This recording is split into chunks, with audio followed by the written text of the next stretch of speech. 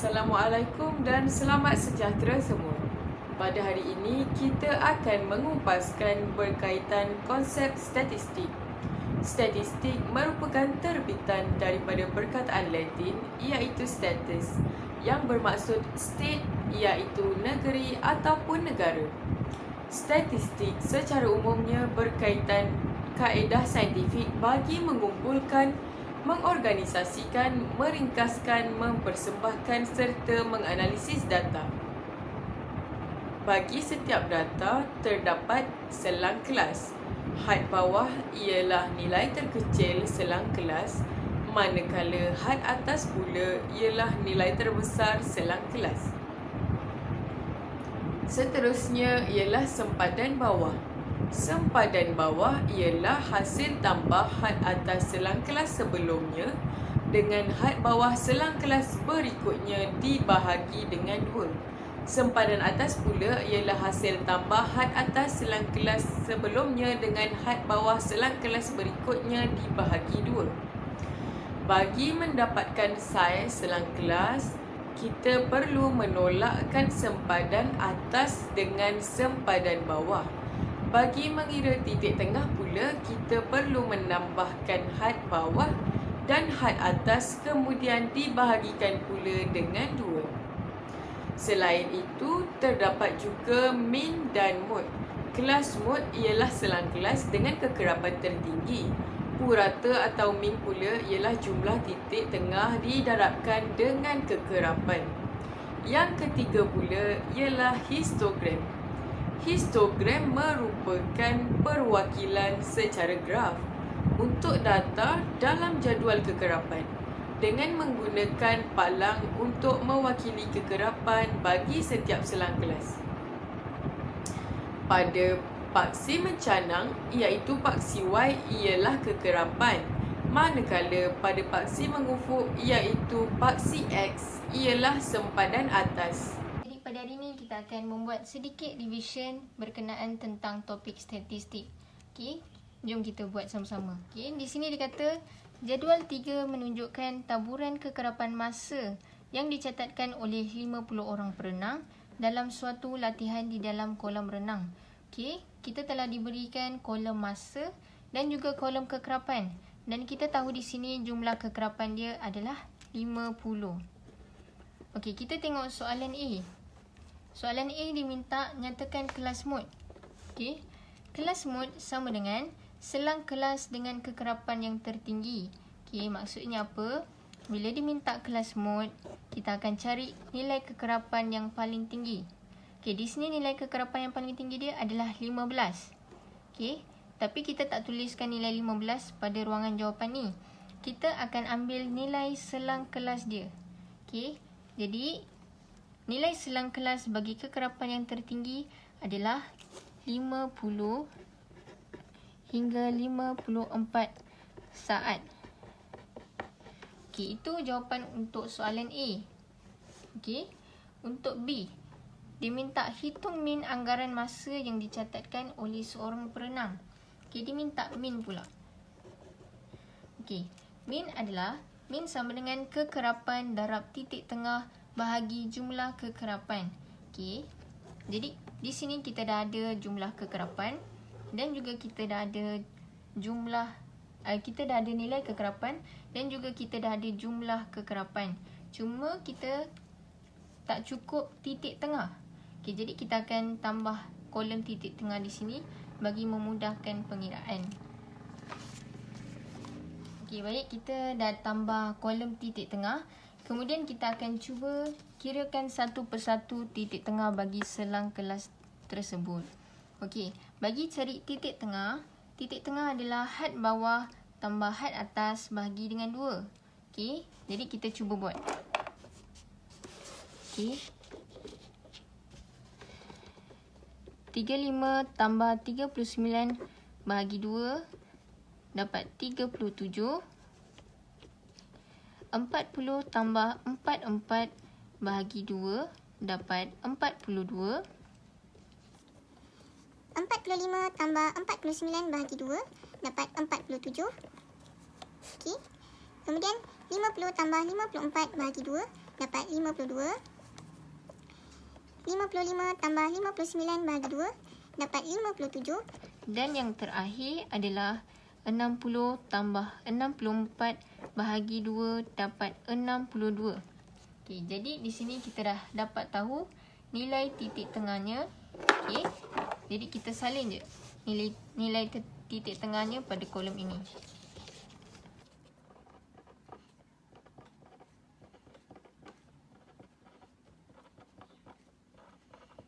Okey, baik. Jadi kekerapan dah ada, titik tengah dah ada, jumlah kekerapan pun dah ada. Okey, jadi kita akan masukkan sahaja nilai ni pada formula tersebut. Okey. Kekerapan darab titik tengah. Okey, 5 darab 37 tambah 8 darab 42 tambah 9 darab 47 tambah 15 darab 52 tambah 11 darab 57 tambah 2 darab 62. Dan juga jangan lupa kita akan bahagikan dengan jumlah kekerapan. Jumlah kekerapan telah diberi adalah 50. Okey, jadi kita tulis 50 di sini. Kemudian kita selesaikan menggunakan kalkulator.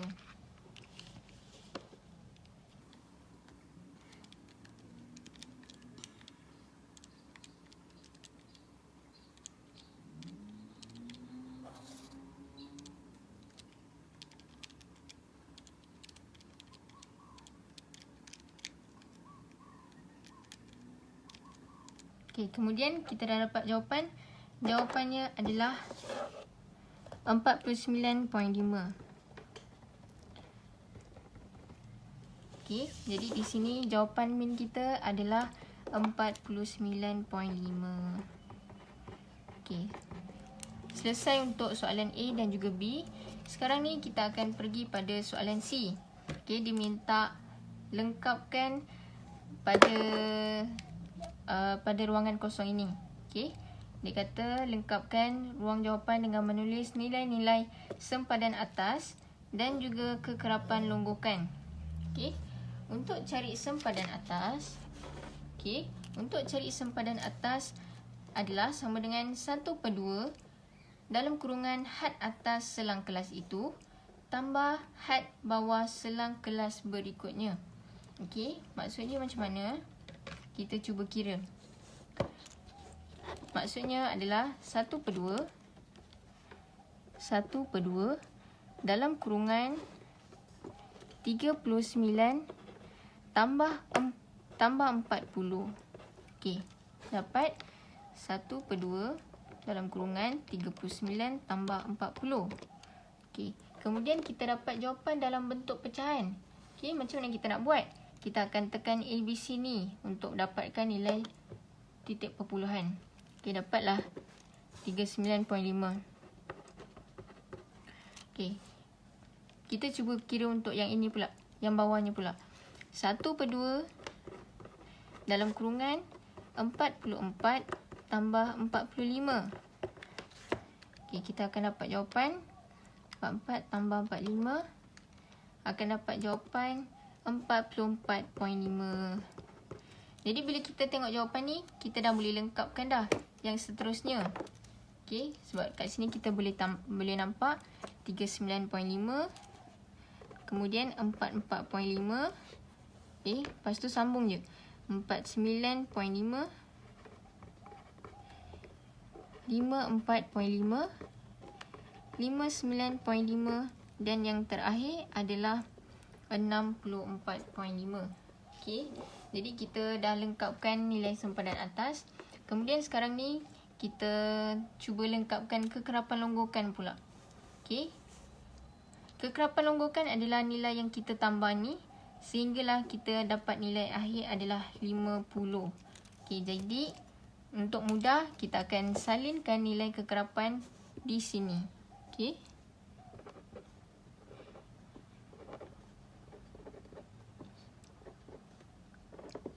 Okey, lepas salin, apa yang kita akan buat adalah kosong ni tambahkan dengan nilai 5. Kosong tambah 5 dapat 5. Kemudian 5 tambah 8. 5 tambah 8 dapat 13. 13 tambah 9 dapat 22.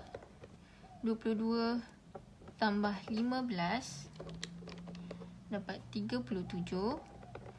37 tambah 11 dapat 48. Kemudian 48 tambah 2 dapat 50. Okey, jadi selesai untuk soalan C, iaitu soalan untuk cari sempadan atas dan juga kekerapan longgokan. Okey, seterusnya kita akan sambung dengan soalan D. Okey, dia kata dengan menggunakan skala 2 cm kepada 5 saat pada paksi mengufuk. Mengufuk adalah paksi mendatar, dan 2 cm kepada 5 orang perenang pada paksi mencancang. Mencancang maksudnya pada paksi menegak. Okey, dia minta lukiskan satu ogive pada data tersebut. Okey. Jadi kita akan cuba buat graf. Di sini kita dah lukis paksi X dan juga paksi Y. Okey, paksi X dia adalah sempadan atas dan juga paksi Y dia adalah kekerapan longgokan. Okey, jadi kita tengok balik pada soalan ini. Pada paksi X adalah sempadan atas. Okey, ini kita dah ada nilai sempadan atas. Kita salin dia balik pada graf ni.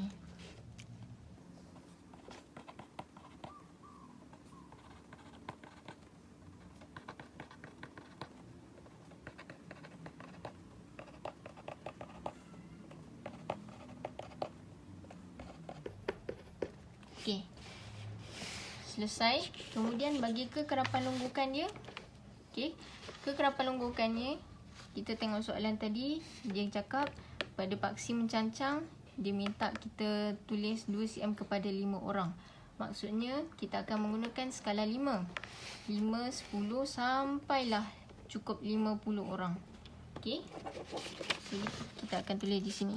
0, 5. 10, 15, 20, 25, 30, 35, 40, 45.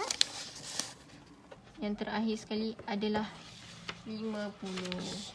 Jadi sekarang ni kita dah lengkap isi nilai pada paksi X dan juga kita dah isi nilai pada paksi Y. Okey, sekarang ni kita nak plotkan dia sahaja. Okey, kita tengok balik. Okey. Kita akan plotkan nilai kekerapan longgokan. Okey. First kali nilai kekerapan longgokan dia adalah kosong. Maksudnya dia tidak bergerak. Kita plotkan dia. Okey. Kemudian nilai yang kedua bagi sempadan atas adalah 5. Okey, jadi kita plotkan pada 5. Okey. Kemudian bagi sempadan atas 44.5, dia nak nilai dia adalah 13. Okey, jadi 10 dah kat sini, kita cari nilai 13. 11, 12, 13. Okey. Kemudian dan seterusnya. 49.5 nilai dia adalah 22. 20, 21, 22. Okey. 54.5 nilai kekerapan longgokan dia adalah 37. 37. Okey. Jadi kita cari 35 di sini. Okey. 35 di sini. Kita cari 37. 36, 37. Okey. Bagi 59.5 dia punya nilai adalah 48. Okey. Di sini dah 45. 46, 47, 48. Dan yang terakhir sekali adalah 64.5. Okey. Nilai dia adalah 50. Okey. Jadi yang ini 64.5. Kita plotkan dia pada nilai 50.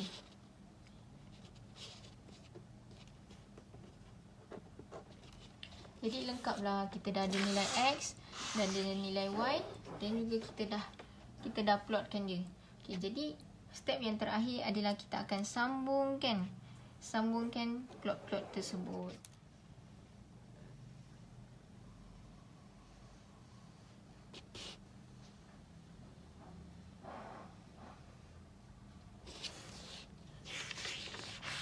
Okey, sekarang lengkaplah kita punya graf. Okey. Jadi graf kita pun sekarang dah lengkap. Okey, kita dah plotkan. Ini adalah bentuk ogif. Pastikan bila kita lukis, garisan kita adalah terkena pada plot kita. Okey, sampai habis. Okay, jadi itulah sahaja cara untuk menyelesaikan soalan statistik ini. Okey, semoga bermanfaat. Terima kasih.